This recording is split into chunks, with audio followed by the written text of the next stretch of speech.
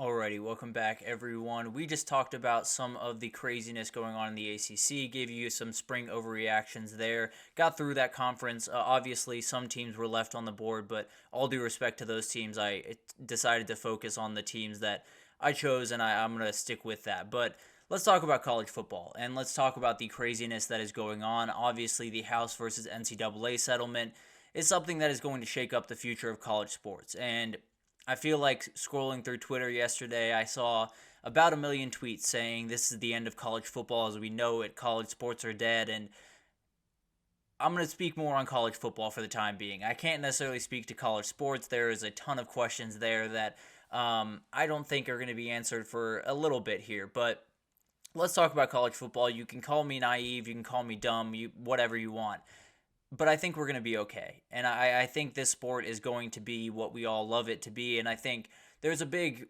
question mark around that, obviously. When you look up at the NCAA offices and you say, we have new conference realignment, we have an expanded playoff, NIL, portal, and on top of all that, we have different court cases and revenue sharing and a million different things to keep track of. And there's a ton of questions around it and a ton of things that need to be answered. But I was watching Josh Pate earlier this week, and he was talking about the Jaden Rashada lawsuit, and was talking about how it's a very interesting thing that obviously you don't necessarily love to see happening in college sports. But he said something that I thought was really interesting for the future of the sport in particular, which was essentially just get it all out there. Have all of the stuff that is bad about this new system, that is broken about this new system, have it get out there and make it loud.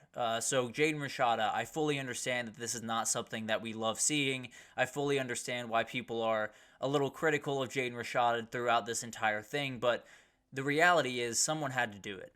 This was something that was probably going to happen at some point, where at some point coaches were going to have to stop lying to these players and stop selling them something that they were not going to be willing to follow through on. And I think it's something that has been happening for the last 3 years, but we've yet to have someone really step up to this degree and say, I want my money, or I'm going to sue you for my money. And it's obviously not the kindest way to go about it, or not necessarily the way that we love to see it gone about. But the reality is this sport has about a million problems right now. And I think a lot of them have kind of been festering under the surface because about 3 years ago, the NCAA introduced a lot of things that were totally new, that had very little regulations around them.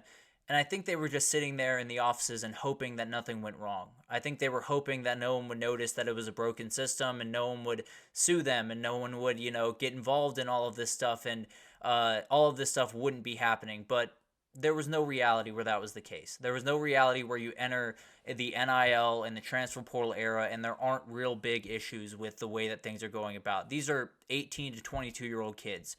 They're going to make a decision that is not necessarily in their best interest, or maybe was influenced in some way by a monetary value. That was just going to happen. And I think it's something that, for whatever reason, it feels like we've been kind of tiptoeing around. I feel like the NCAA has just been kind of crossing their fingers, hoping that all of this doesn't go wrong, but it has. And it's been doing it kind of behind the scenes for a long time, but now it's front and center. Now we fully understand what the issues are with it, and Jaden Rashada is the poster boy for some of those issues. And that is a burden that I'll let him kind of grapple with, and definitely not something that I necessarily envy the position that he's in, but I appreciate what he's doing. I don't necessarily love that it's happening, to be totally honest with you. I wish that this was not even remotely a case, because I wish schools didn't lie to kids. I wish schools didn't make promises to kids that they were not willing to keep. And it's something that's been happening for a while, but Jaden Rashada is going to be the guy that you point to going forward. So it gives you an idea that there's been issues in this system. The coaches have issues with it. The players have issues with it. The system is just broken altogether. And no one was really going to do anything about it, at least the people that really matter in the sport, unless you made it abundantly clear that this was broken. And I think now we're getting to a place where at least all the questions are being asked, and they're being asked on a large scale. They're not necessarily being, kicked around like, how do we fix this NIL issue, or how do we fix the transfer portal? we're now seeing big time examples of really, really bad things happening in college sports. Jaden Rashada is probably the best example of it, but Caden Proctor transferring from Bama and then back to Bama. That's not in the best interest for that kid. That's not in the best interest for Iowa or Bama or the sport. So it feels like a lot of stuff is happening that has been happening for quite some time for the past couple of years, but we haven't seen on national headlines. And someone like Jaden Rashada, someone like Caden Proctor had to come around to make them national headlines. And it's something that the future of college sports is very uncertain, and answers have to be given for the next couple of years. But I feel like we have a lot of people that are willing and able to help give those answers now, more than we have in the past, where once you introduce NIL and all of this new stuff to college sports, everyone's adapting. It's not just the players, it's not just the coaches, but media personalities are trying to figure out how to approach this. People behind the scenes working in player rights are trying to figure out how to kind of approach all of this. So we talked about Ramogi Huma earlier in the week. He's a fantastic student athlete activist, and he's been doing it for a very, very long time.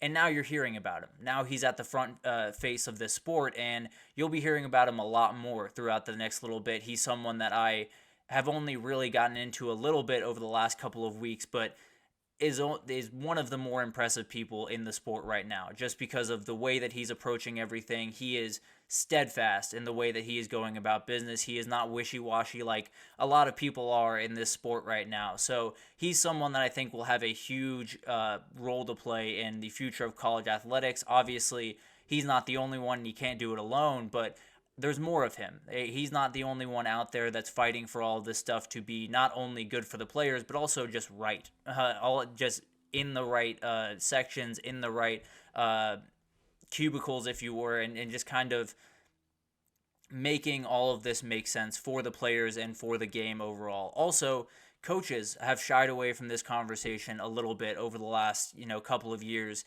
and that's not happening so much anymore. Now, I'd love to hear more and more coaches come out and be a little bit more outspoken about these issues, but we saw Nick Saban leave, and I don't necessarily think he left entirely because of NIL, but I think he had a couple more years in him if all of this stuff wasn't the way that it was in terms of just throwing this system, at a wall and hoping that it sticks type of thing. So it feels like you're losing some of the coaches that make this sport special. And I don't know if Nick Saban was out the door anyway, but it's going to happen more and more. Some guys are moving on to the NFL. Some guys are going to move on to the NFL here pretty soon just because you're making this job incredibly hard on these coaches, and you're losing some of the guys that make college football what it is. So I think that's another thing that's kind of snapped everyone into attention is Nick Saban's out the door. Jay Wright over in college basketball, he left because of this stuff. He has said that much on TV a number of times. So you're losing some of the great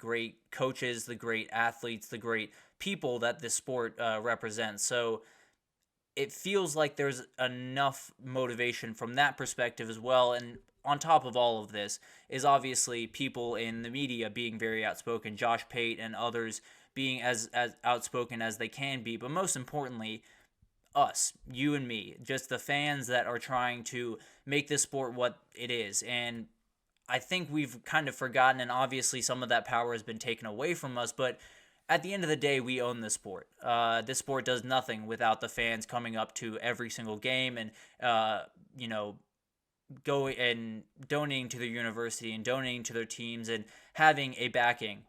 It doesn't exist without us. And fans are getting really mad. And they're not just getting mad, talking to their friends saying this is a broken system, this is something that needs to be fixed. They're saying it on Twitter, and they're saying it very, very loudly whenever they can, including myself, because this is something that I've watched kind of from the sidelines to a certain extent of what college sports has become, what college football has become, and it's not what you want, right? It's not remotely what I want it to be right now, but we're down this road, and it feels like we walk down this road without any end in sight, kind of, without any light at the end of the tunnel, and now we're kind of starting to see it. And obviously it's still quite a ways away, and there's still a number of hurdles that we have to get over to get to that place. But the reality is we're finally asking the questions that need to be asked. And we're not just asking them in hushed tones, we're asking them very out loud and all over Twitter and all over shows and all over pretty much every form of media you can think of. So it feels like a change is coming. It feels like all of this stuff that has been building up over the last couple of years and the House versus NCAA settlement is a new question that needs to be answered. There's tons of implications there that are going to be incredible to watch unfold and very confusing to watch unfold all at the same time. But the reality is that was a step that needed to be taken. And a lot of these things are steps that need to be taken. And yeah, it's going to take you down a bumpy road. And yeah, it's going to be a little bit rough to get to the place that we want to be. But we're going to get there. This is, college football. It still has the thing that make it special. It still has tailgates. It still has the chants in the stadium, the atmospheres that make this sport what it is. All of that stuff is still there. I know it looks different. I know it's in a different package, and it's not in the package that I wanted in either. But the sport is going to be okay. The system is in a weird spot right now, but far from broken. This game is far from broken because we're all still here. And a lot of people are asking the questions that probably should have been asked about a decade ago, but here we are. We're dealing with the system as it comes at us, and it feels like we're finally doing the thing that needed to be done, which is stepping to the forefront and saying, this not only is broken in a number of ways, but it needs to be fixed immediately because you're hurting a number of kids, a number of coaches, the sport overall. So I know there are a lot of people worried. I know there are a lot of people that are concerned about the future of the sport, and I'd be lying to you if I said I wasn't concerned about it as well. But as I've gotten deeper into this, as I've looked into kind of the nooks and crannies of all of the confusion around the sport, you find a lot of people that really care about it. And you find a lot of people that really care about what makes this sport special and what makes college sports special in a lot of ways. So yeah, there's a lot of negatives. And yeah, there's a lot of questions that need to be answered. But also, there's finally people and there's finally groups of people to answer those questions and to actually get to a point where we can sit back and actually just enjoy football again. So all of that is coming, I promise. Now it's a couple years down the road likely before we get to a resting point where we can all kind of take a deep breath, enjoy the football in front of us, and not have to think about the craziness outside of the stadium. But we're getting there. We really are. And there is a number of people that are trying to push us in that direction as quickly as possible. So I think we're going to be okay. I know college football is going to be okay because they need it to be, frankly, across every athletic department, across every media company. They absolutely need it to be. Now, every other college sport, I'd love to give you the same reassurance for, but college football, I absolutely can. This sport is going to be fine, and we're going to get to the other side of this. It's just going to be a little bit of a bumpy ride. But that'll do it for this edition of the GSMC College Football Podcast presented by the GSMC Sports Network. Thank you once again to Andrew Tate and Samantha Genzer for coming on and talking about all of this stuff because it feels like y'all have been listening to me for quite some time, so I'm sure it was nice to hear some other voices on these issues. Your support means a lot to us, so please remember to subscribe to the show, leave a positive review. It does make a huge difference. Also, follow us on Facebook, Twitter, TikTok, Instagram, all of the social pages for all of the content and updates you could possibly need. But thank you once again for listening, and I will see you guys on Monday.